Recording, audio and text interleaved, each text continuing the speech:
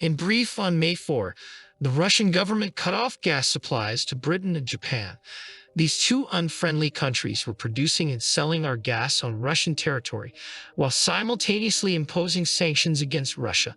Moscow tolerated such outrage for a long time.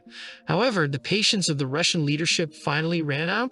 The Kremlin was tired of watching the British brazenly mock us by withdrawing currency from the country for the Russian gas sold. So Moscow took decisive action by changing the main operator of the Sakhalin-2 project.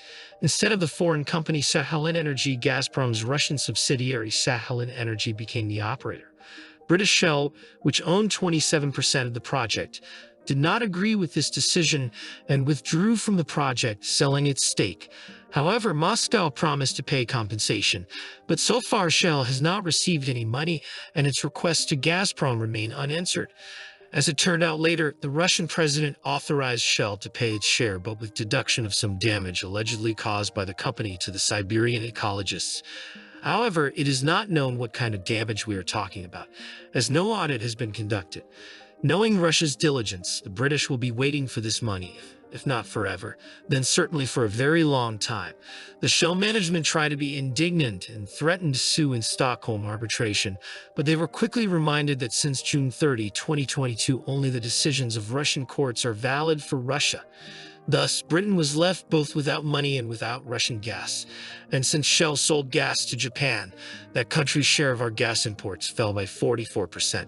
But the export of Russian LNG to China increased 3.5 times because Chinese companies won the tender for the supply of liquefied gas from Sakhalin-2.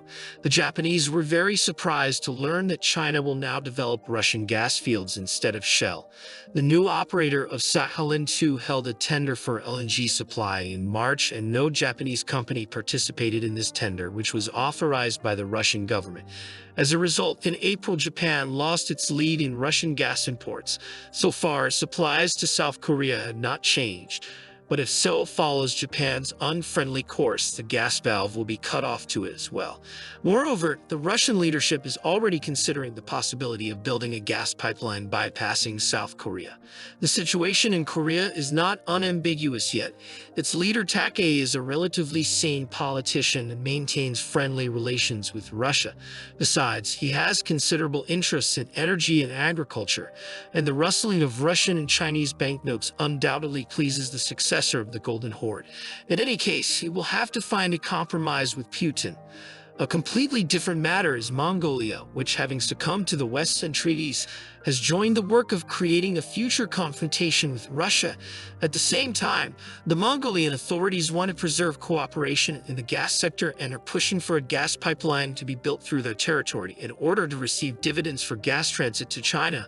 Mongolia risks extreme distress if it refuses this project.